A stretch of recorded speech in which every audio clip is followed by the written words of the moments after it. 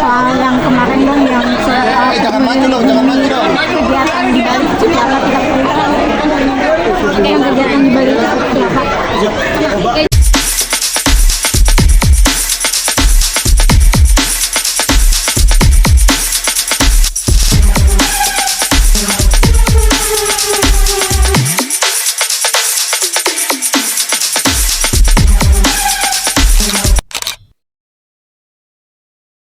Jadi kegiatan di Bali, udah belum?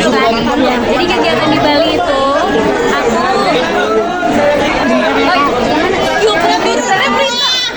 Oke. Jadi kegiatan kemarin di Bali itu aku bekerja sama dengan UMKM di Bali untuk mengolah sampah plastik itu jadi barang yang punya nilai jual. Nah kebetulan di Bali itu udah ada, dia itu di Serangan Bali. Dia itu kerja sendiri loh, tapi memproduksi banyak banget barang-barang dari sampah plastik, tempat tisu, kursi, meja, pot, barang-barang yang berguna gitu.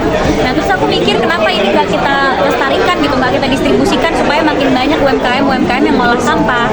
Nah akhirnya aku sebagai founder Generasi Peduli Bumi ikut mendistribusikan barang-barang tersebut ke Indonesia dan juga ke Australia supaya makin banyak demand-nya, makin banyak yang produksi.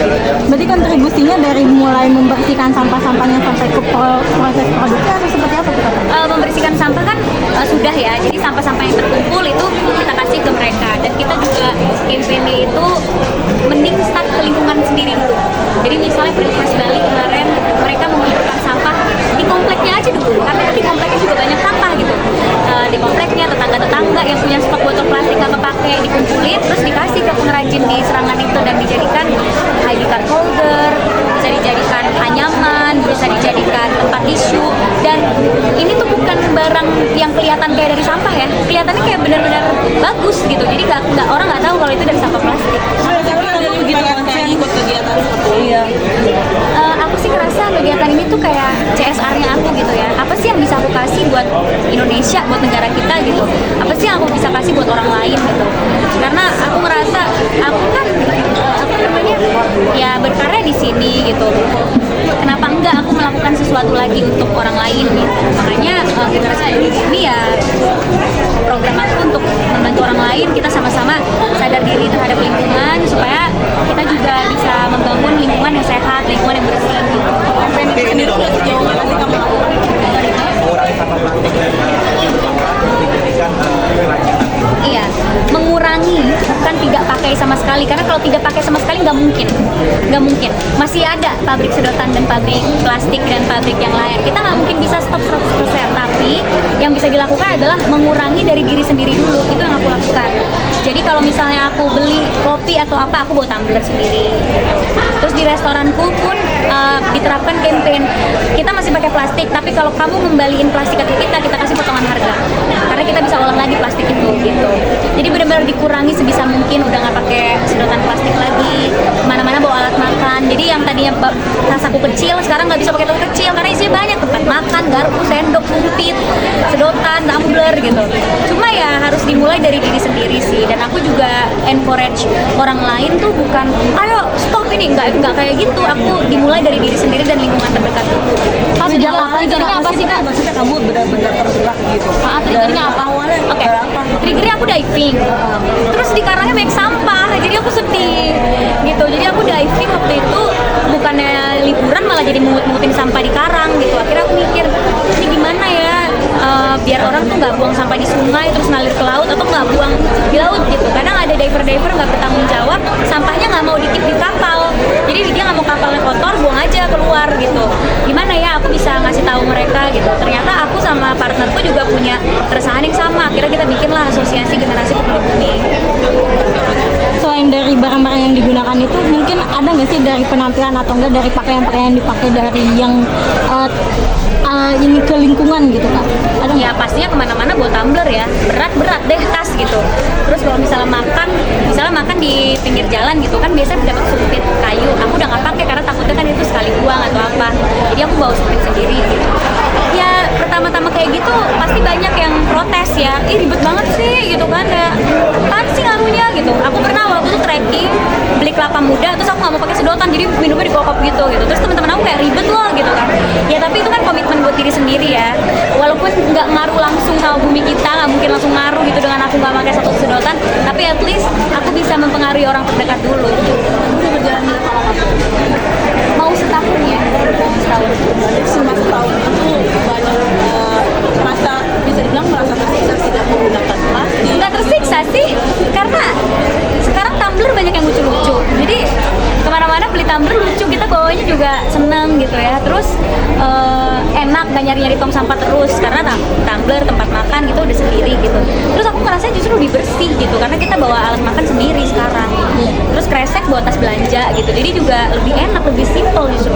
Berarti sebenarnya di rumah udah nggak ada sama sekali sampah plastik tuh. Kalaupun ada, kita kumpulin gitu dan dikasih ke yang bisa mengolahnya gitu, atau dipisah sampahnya yang organik yang basah supaya bisa diinin lagi, yang recycle Selain peduli soal lingkungan juga kan Kak Prilly soal budaya juga kayak dari batik dan sebagainya, itu seperti apa sih Kak Prilly? Kalau itu mah harus ya, kan itu adalah budaya kita ya. Makanya aku juga mungkin sering teman-teman lihat aku kalau event, walaupun event yang nggak ada Indonesia, aku tetap pakai kain gitu. Aku ngajar juga pakai kain, ngajar jadi dosen pakai kain gitu. Karena aku suka, menurut aku pakai kain tuh anggun, simple, dan lucu aja gitu. Kita bisa jadi Kartini modern. Berarti salah satu debrakan dari Kak Prilly untuk mengubah penampilan atau seperti apa tuh? Nggak yang mengubah kali ya itu ya, jadi pakai kain terus ya.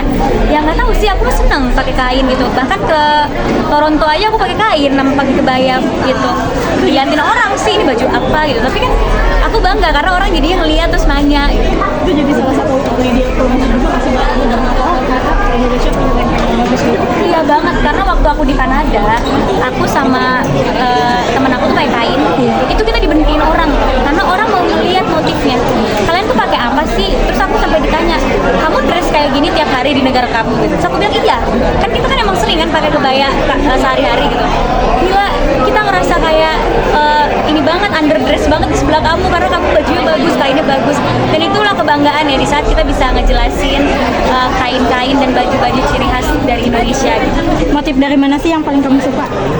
Pokoknya anything batik lah, aku kan nggak ngerti ya ini batik dari mana, nggak ahli di situ ya. Tapi yang pasti aku anything yang sesuai dengan warnanya, dan sekarang kan kain tuh udah banyak modelnya kan, ada yang diserut, ada yang apa, itu semua aku beli sih. Berarti udah banyak banget ya koleksi kain-kain sendiri. Banyak, ada yang asli yang kita harus pakai penitiin sendiri, ada yang udah dijadiin rok, ada yang udah diserut, yang mana aja lah yang gampang dipakai. Perubahan penampilan sendiri itu sejak kapan sih Kak? Kali nggak, belum berubah banyak ya, setahun inilah aku berubah penampilannya, lebih sering pakai rok, lebih sering pakai baju formal gitu. Tapi itu juga karena ada perubahan profesi gitu kan, sekarang aku udah jadi dosen praktisi, aku udah nggak bisa ngasal lagi kalau pakai baju gitu, nggak enak kalau ketemu mahasiswa aku gitu, jadi ya lebih rapi aja sekarang. Berarti image Kak Prilly waktu debut sebagai artis dan sekarang berbeda gitu ya? Ya lebih menyesuaikan gitu, karena juga kadang aku kerja misalnya ke kantor dulu nih, abis itu baru ke tempat lain ya kan, di kantor aku nggak mungkin bajunya ngasal, jadi ya sekarang lebih tertutup, lebih sopan gitu, kalau bisa ya lebih rapi gitu. Lagi senang ngajar apa nih Pril sama teman-teman kuliah gitu, sama gimana lagi pengen ngajar apa gitu? Kalau aku sih emang kalau ngajar itu bukan aku yang milih ya, tapi mereka naruh aku di mana. Kalau misalnya di UGM kan aku ngajarnya di Visipol, tapi kalau di Budayana aku di Fakultas Ekonomi. Jadi yang satu bisnis, yang satu komunikasi gitu. Masih around di situ. Cuma sekarang lagi stop dulu karena riweuh sama film mau tayang, series mau tayang gitu. Jadi mungkin aku baru mulai tahun depan. Tapi aku tetap isi-isi seminar mengajar gitu. Kayak tadi barusan pakai telat, sorry. Aku habis memotivasi salah satu perusahaan BUMN untuk belajar berbahasa Inggris. Terus sekarang apa lagi sih yang belum tercapai? Iya, dari seorang Pril Semua sudah dicoba gitu Kak? Masa sih? Iya. yang besar gitu. Apa ya, saya bingung nih. Kalau ditanya kayak gitu tuh bingung, padahal banyak yang belum tercapai. Tapi kalau ditanya kayak gitu tuh bingung gitu, karena kamu sih ya udah tercapai semua, jadi aku lupa. Tapi ya mungkin belum S2. Anak pengen banget S2, tapi belum kesampaian karena waktu.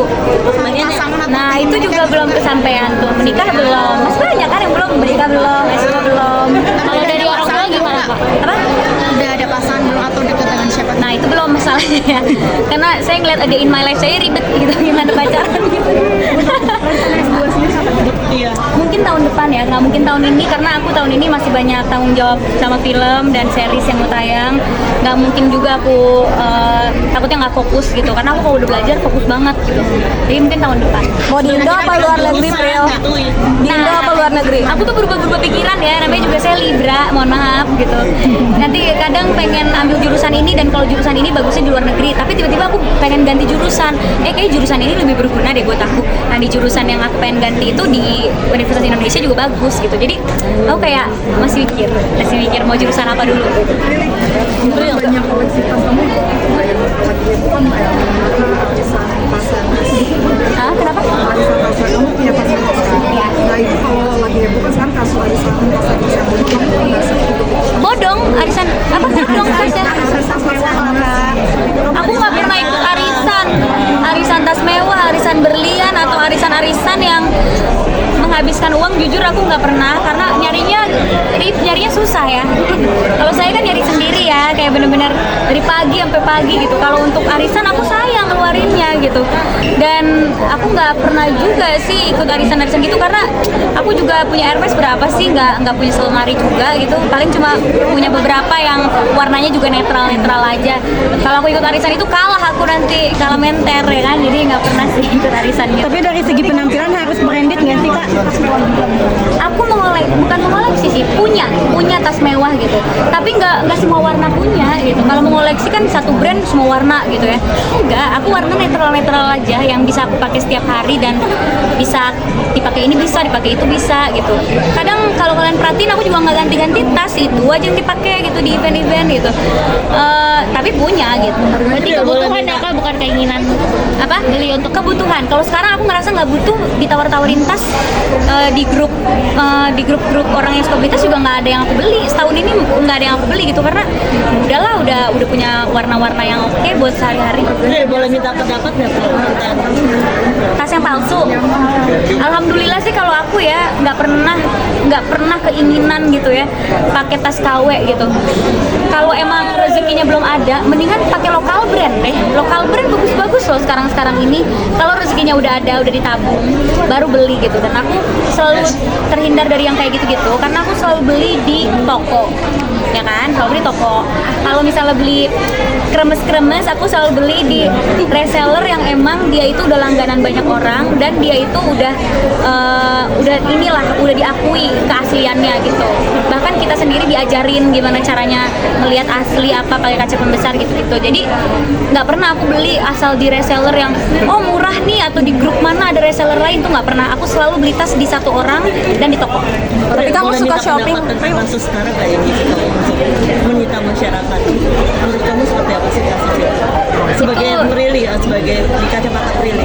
Itu masih jadi bahasan sama aku dan teman-temanku ya. Iya. Aku nggak bisa jawab karena bingung juga gitu kayak ya kalau nonton dokumenternya terbukti tidak ada bukti yang benar-benar konkret 100%, tapi ada kebetulan yang sesuai sama tuduhan gitu loh.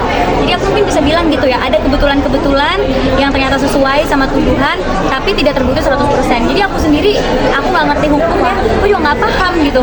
Ini nggak tahu deh gimana gitu. Cuma ya aku sih berharap ini kan lagi rame lagi ya, semoga bisa terjawab lah pertanyaan-pertanyaan kita dan bisa mendapatkan hasil yang benar-benar meyakinkan.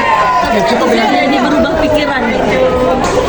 Aku dari dulu tuh nggak ngikutin sidang-sidangnya secara full. Aku nggak bisa menilai satu kasus dari satu dokumenter aja ya. Aku harus nontonin juga. Jadi aku nggak bisa nilai siapa yang salah. Saya bukan perabau. Thank you Prilly. Kamu tanggal 2. Kamu baik. Iya.